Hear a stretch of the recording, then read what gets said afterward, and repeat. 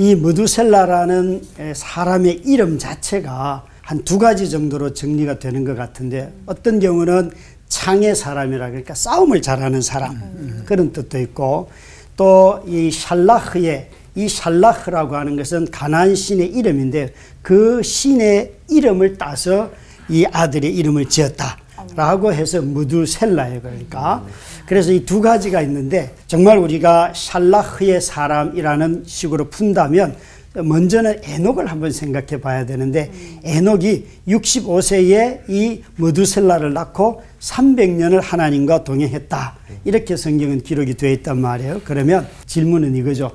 65세 전에는 에녹이 하나님과 동행했을까 안 했을까? 이런 질문을 해볼 수 있다는 거예요. 이 에녹도 우리는 자주 365라는 것을 1년으로 환치를 해가지고 365일 하나님과 동행했다, 그러니까 이 사람은 평생에 허물이 없다, 이렇게 시작을 하지만, 만약 이 아들의 이름이 원래 샬라흐의 신의 이름이었다면 이 에녹도 이 아들을 낳기 전까지는 이방신을 섬기는 사람이 아니었을까, 우리가 추정해 볼 수 있는 거죠. 많은 분들이 자녀를 낳기 전에 신앙을 갖지 않았다가 자녀를 낳고 난 뒤에 신앙을 새롭게 갖는 분들도 사실 굉장히 많거든요. 또 이전에 신앙을 갖고 있다가도 자녀 때문에 신앙을 버리는 사람들도 있어요. 근데 에녹이 살던 시대, 무두셀라가 살던 시대는 창세기 6장 1, 2절을 보면 모든 사람들이 자기 좋은 대로 행하는 시대였기 때문에 에녹처럼 아들을 낳고 나서 하나님께로 돌아선다는 것은 특별한 하나님의 은혜가 아니고서는 그가 나머지 생애를 하나님과 동행할 수 없었을 거예요. 이 에녹은 적어도 무두셀라를 낳고 난 뒤에 자신이 하나님과 동행하기 시작했다라고 생각해 볼 수 있다는 것입니다. 그런 점에서 이 이방신의 이름인 셀라흐의 사람이라고 지었는데도 불구하고 무슨 계기가 있어서 아들의 이름을 이렇게 지었는지는 모르지만 그 아들의 이름을 바꾸지도 않고 아빠인 에녹은 계속하여서 하나님과 동행을 하였습니다. 한번 상상을 해보시면 아이를 낳고 난 뒤에 이 아이가 정말 시대의 사람들과 다르게 살기를 부모가 얼마나 바라겠습니까? 그래서 아빠는 이 에녹 자신은 하나님과 계속 동행하고 있는데, 이 노아의 홍수까지 이르는 긴 여정에 보면 그 시대 사람들이 다 심판을 받지 않습니까? 아마 무두셀라도 그 이름의 뜻을 봐서는 그렇게 좋은 의미는 아닌 것 같은데, 그런 아들을 보면서 아빠가 끊임없이 하나님 앞에 나아갔다는 거예요. 저는 이 무두셀라의 좋은 점이 뭐냐고 물으면, 창세기 1장에 있는 생육하고 번성하라 하는 그 면에서 여기에 수많은 죄인들이 나타나고 하나님과 동행하지 않음에도 불구하고 그들이 이 세상에 이 인류를 퍼뜨리는 데 있어서는 하나님의 섭리에 의하여서 쓰임받지만, 그러나 정작 하나님과 동행하지 않는 삶을 많은 사람들이 살고 심판을 받는다는 거죠. 이 무두셀라는 969살을 살았는데 1세기를 10번이나 산 어마어마한 인물이잖아요. 그런데 성경을 보면 하나님은 천년이 하루 같고 또 하루가 천년 같다고 말씀하시는 거 보니까 하나님의 영원함 앞에서는 인간이 천년을 살아도 너무 그 날은 짧은 거예요. 이것은 우리 모두가 다 정말 영원을 사모할 때 우리는 200살만 살아도 1000살만 살아도 영원하다 그러는데, 하나님이 우리에게 주시는 영생은 그것이 아니지 않습니까? 정말 하나님과 함께 사는데, 그런 점에서 이 무두셀라가 우리에게는 1000년도 채우지 못할 만큼의 인간을 이렇게 나이로 인하여 경외하는데, 영원한 하나님을 생각한다면 우리가 얼마나 더 하나님을 향하여서 경외감을 가질까 생각해 볼 수 있는 거죠. 여러분, 에녹이 하나님과 동행하는데 무두셀라는 하나님과 동행했다 아니다 이런 언급 자체가 없습니다. 그래서 이 무두셀라의 장수와 에녹의 동행을 좀 비교해 본다면, 성경은 이 에녹의 동행하심이, 하나님과의 동행이 무두셀라의 장수보다 하나님 더 기뻐하는 삶이다, 이렇게 비교할 수 있을 것 같습니다. 우리가 장수 사회에 이미 들었었다고 말하는데 그거 아무리 해도 100살 이하잖아요. 그럼에도 불구하고 사람들은 더 오래 살고 더 건강해야 되고 이런 것을 꿈꾸는데, 하나님은 그것보다는 어떤 형편에 처하든지 간에 하나님과 동행하는 삶으로 우리를 초대하신다는 것이에요. 시편 91편 16절에 보면 장수는 하나님이 주시는 복이라고 말씀하세요. 그렇지만 그렇게 큰 복을 받았다고 말하는 이 무두셀라에 비하여서 에녹은 직접적으로 하나님과 동행하는 삶이라는 거죠.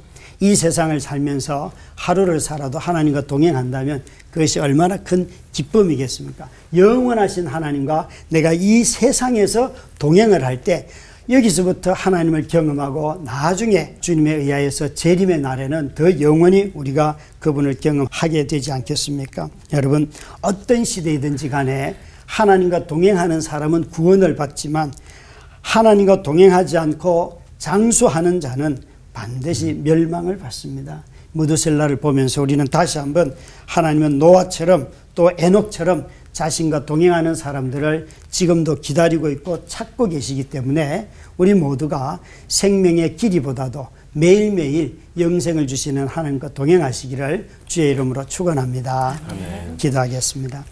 하나님 아버지, 하나님과 동행하며 그 주시는 즐거움을 누리는 저희 모두가 되게 하옵소서. 예수님 이름으로 기도드렸습니다. 아멘.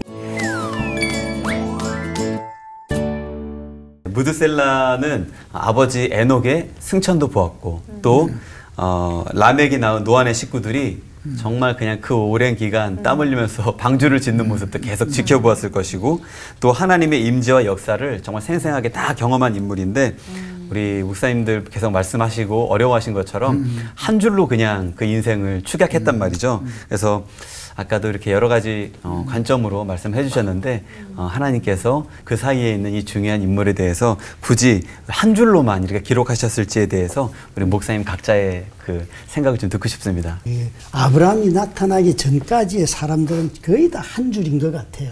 노아나 몇몇 사람들을 빼고는. 그러니까 그걸 원역사라고 할 때 원역사에서 하나님이 말씀하시는 것은 출생과 죽음, 그 결과가 결국은 이제 타락으로 멸망으로 가는 건데 그런 관점으로 본다면 우리는 자꾸 하나님과 동행하지 않았기 때문에 인간의 삶을 폄훼할 수가 있어요. 그러나 출생과 죽음으로 본다면 그 사람들이 비록 하나님과 동행하지 아니하였어도 누군가의 부모가 되고 자식이 되어서 그 자녀들을 낳음으로 말미암아 그들이 언젠가는 또 하나님께로 돌아오는 일들이 일어나지 않습니까? 요 긴장, 요 균형을 좀 잘 잡는 것이 우리들이 적어도 다른 사람들을 대하는 데 있어서 너무 중요하지 않을까 그런 생각을 한번 해봅니다. 좋네요. 결혼하여 아이 낳기 전에는 개 얘기를 참 많이 했어요. 개를 너무 좋아해가지고. 그래서 우리 목사님이 동안계 교육전도사하고 청년부부터 다녔거든. 우리 청년들이 나를 놀려 먹었어요. 오늘 또 우리 목사님 개소리 하셨다. 하도 얘기 많이 해가지고 또 개소리 하셨다 이제 그랬었는데 그 개소리가 언제 끝쳤는가 하면 결혼하여 아이를 낳으면서부터 아이 얘기를 받겠죠. 우리 아이들 이름들은 언제 사라졌나 손주나면서 손녀딸 놓고 우리 미니 얘기를 얼마나 했는지 제가 우리 손녀딸이 미국에 있을 때 마트에 이렇게 손잡고 갔는데 어떤 남자 집사님이 얘가 그 유명한 미니예요. 그게 부모 마음이잖아요. 부모는 자식 자랑하고 싶고 그러니까 돈 내고 얘기하라고 하잖아요. 손주 자랑하라고 그러는데 나는 하나님도 똑같으실 것이라 그렇게 생각을 해요. 그런데 나는 이제 김 목사님 그 얘기 오늘 처음 정말 그렇겠다 생각을 했는데 그래도 욕심은 하나님이 내 얘기 많이 하셨으면 좋겠어. 사탄 앞에서 욥을 자랑하셨잖아요. 그것 때문에 골탕은 되게 먹었지 욥이. 그렇지만은 내가 내 종 욥을 유의하여 보았느냐. 세상에 그런 사람 없다. 그런 말 한번 들어봤으면 좋겠다 싶어요. 저는 만나는 사람들의 대부분이 죽음을 준비하거나 죽음을 기억하고 사는 사람들을 별로 본 적이 없어요. 죽기 직전까지도 뭐 영원히 살 것처럼 오늘 선택하고 판단하고 결정하며 살아가더라고요.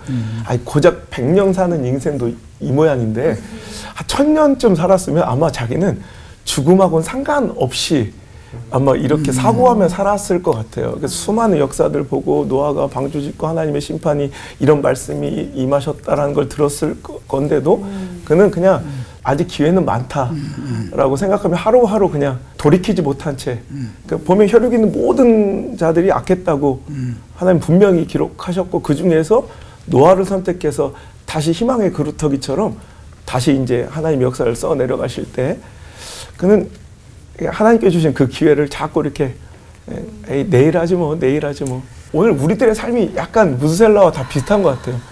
오늘 주어진 하루와 한 해가 당연하듯 여기며 또 하루를 무드셀라처럼 축소판이지 뭐 똑같이 살고 있는 건 아닌가. 그래서 오늘 우리가 하나님의 또 다른 사랑의 길고 긴 기다림 속에 우리가 살아가고 있는 존재가 아닌가. 좀 우리 반면교사로 한번 봤으면 좋겠어요. 네.